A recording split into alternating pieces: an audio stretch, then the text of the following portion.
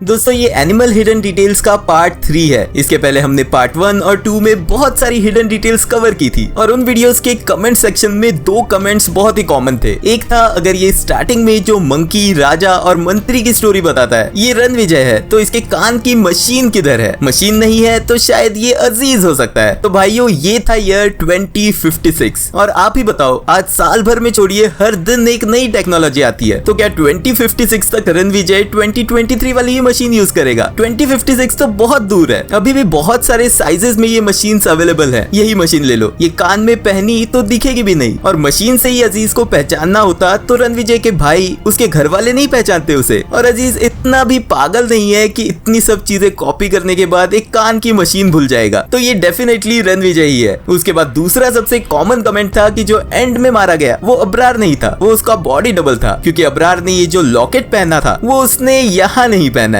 तो भाई आपको बता दूं कि ऐसे लॉकेट शादी में नॉर्मली पहने जाते हैं और अबरार ने भी वो सिर्फ शादी के लिए ही पहना था। और बाद में जब वो शादी के दूसरे दिन एक बंदे को मारने जाता है तब वो बिना कपड़े बदले ही जाता है, तब भी वो लॉकेट उसके गले में वैसे ही रह जाता है, लेकिन उसके बाद वो नहीं दिखता। अब आप ही बताओ कि अगर ये बिना लॉकेट वाला अबरार का बॉडी डबल होता तो क्या वो गन लेके रणविजय को मारने जाता? और ये बॉडी डबल होता तो आबिद उसे वही घर में ही छोड़ के असली अबरार को प्लेन में लेके जाता, उस बॉडी डबल को प्लेन में बिठाता ही क्यों? तो भाई लोग ये लॉकेट वाला टेंशन खत्म कर दो, अबरार का कोई बॉडी डबल नहीं था।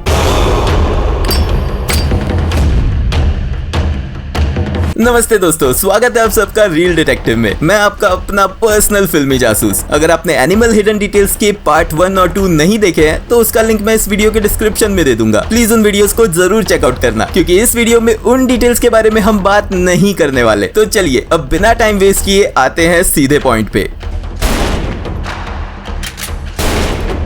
मैंने एनिमल की पिछली वीडियो में बोला था कि इस सीन में जब रणविजय बोलता है, मैं बोला पापा मैं आपके जैसे नहीं बना, तो मेरा बेटा मेरे जैसे क्यों बनेगा? इस डायलॉग में रणविजय का टोन वरीड लग रहा था और इससे ये इंडिकेट होता है कि वो अपने बेटे को लेके परेशान था। उस वीडियो में मैंने बोला था कि आई थिंक वो गीतांजलि के साथ वाले बेटे के लिए नहीं, जोया वाले बेटे के लिए परेशान हो सकता है। लेकिन अब वापस फिल्म देखने के बाद लग रहा है कि वो जोया वाले बेटे से तो परेशान था ही, लेकिन शायद वो गीतांजलि के साथ वाले बेटे अभय के लिए भी वरीड हो सकता है, क्योंकि अभय भी रणविजय की तरह ही जिद्दी होगा। एक सीन में हम देखते हैं कि वो अपने पापा को सुपर हीरो मानता है और डेफिनेटली वो रणविजय को आइडियलाइज करता होगा। उसके बाद इसका एक इंडिकेशन भी डायरेक्टर ने दिया था जब इस सीन के स्टार्ट में कैमरा रणविजय के रूम में उसके बच्चों के टॉयज पे जाता है। वहाँ हम अभय के टॉयज में और पिक्चर्स में बहुत जगहों पे डायनासोर देख पाते हैं, जो एनिमल किंगडम का सबसे बड़ा एनिमल है। और क्या पता डायरेक्टर इससे ये फोरशैडो कर रहे हो कि अभय इस एनिमल पार्क का सबसे बड़ा एनिमल बन के उभरने वाला हो। दोस्तों इस डिटेल के लिए हमारी सब्सक्राइबर मिस मैरिलिन को शाउट आउट देना चाहूंगा, उन्होंने ये डिटेल्स हमें बताई थी। Thank you so much sister for this brilliant detail. उसके बाद इस अगली डिटेल से हमें समझ आएगा कि डायरेक्टर ने हर एक चीज कैसे सोच समझ के की है। फिल्म एनिमल में रणविजय का कैरेक्टर फिल्म का मेन लीड है और उसे ही एज अ एनिमल प्रोजेक्ट किया है, और विलन है अजीज, जिसका प्रोफेशन कुछ भी हो सकता था, लेकिन यहाँ डायरेक्टर ने उसे बुचर ही बनाया है जो एनिमल्स को काटता है। ये बुचर जो इस एनिमल को काटने की फिराक में है। फिर इस सीन में जब रणविजय अबरार को मारने जा रहा होता है तब बेडरूम का दरवाजा बंद करने की कोशिश करता है लेकिन नहीं कर पाता। तब गीतांजलि आराम से उसे बंद करती है। यहाँ रणविजय को उनके ही बेडरूम का दरवाजा कैसे बंद होता है पता नहीं है। I mean, उसे मैकेनिज्म समझ नहीं आ रहा था। अब आप बोलोगे कि यहाँ इस घर में तो रणविजय बचपन से रह रहा है तो उसे कैसे पता नहीं होगा? तो एक्चुअली उसके बचपन की रूम अलग थी और उसका डोर नॉर्मल था। उसके बाद वो बोर्डिंग स्कूल में जाता है और फिर आगे की पढ़ाई करने के लिए यूएस चला जाता है और बाद में गीतांजलि से शादी करके यूएस में ही सेटल हो जाता है। फिर उसके बाद भी जब बलबीर सिंह को गोली लगती है तब से रणविजय इस घर में तो रह रहा है, लेकिन ज्यादातर वो घर से बाहर ही रहता है। और जैसे इस सीन में रणविजय को सबसे अलग खड़ा कर डायरेक्टर ने उसकी सोच कैसे घर वालों से अलग है ये इंडिकेट किया है, वैसे ही यहाँ इस सीन में डायरेक्टर बताना चाहते हैं कि रिवेंज के चक्कर में रणविजय अपने बीवी बच्चों से थोड़ा दूर हो गया है और इस डोर के मैकेनिज्म की तरह वो अपनी ही फैमिली के मैकेनिज्म को नहीं समझ पा रहा था। और वही गीतांजलि भी यहाँ बोलती है कि तुम होते ही कहाँ हो, मैं ही बच्चों को अकेली संभाल रही हूँ।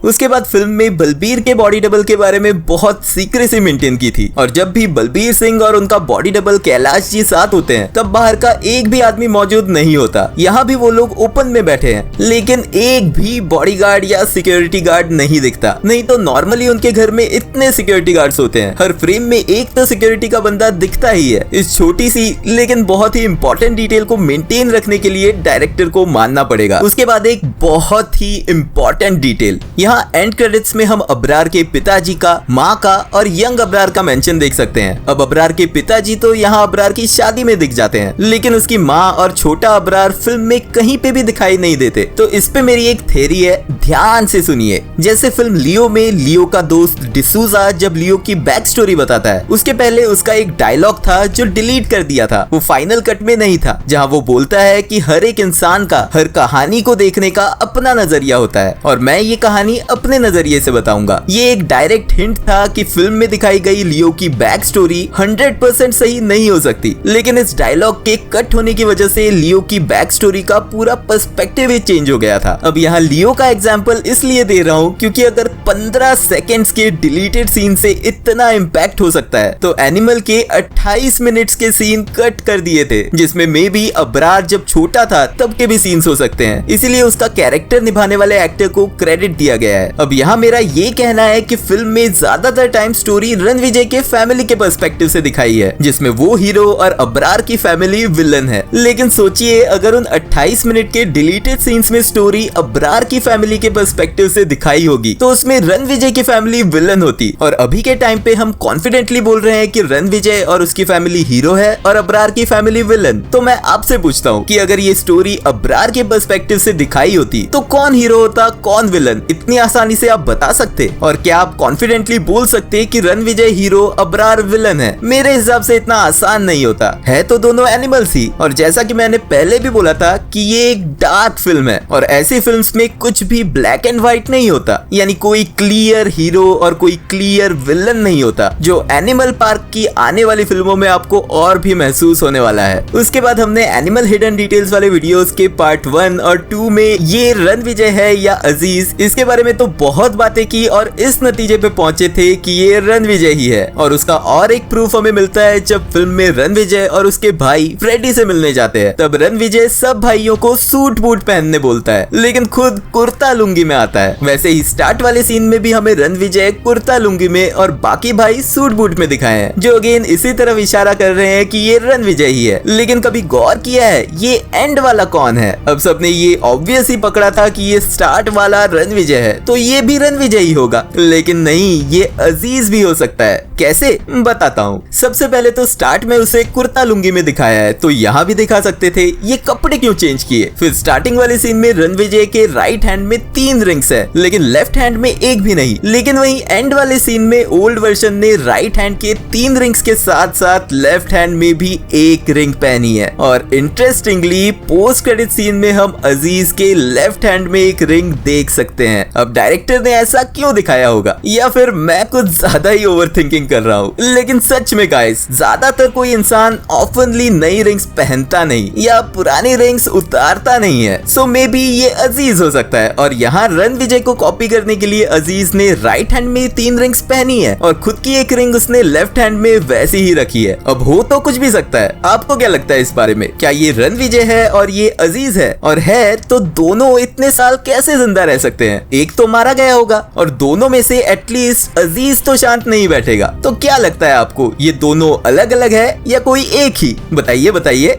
I'm waiting. तो दोस्तों आज के वीडियो में बस इतना ही। आई होप ये वीडियो आपने एंजॉय किया होगा। अगर हाँ तो please like and share the video and subscribe to our channel. Thank you और मिलते हैं नेक्स्ट वीडियो में।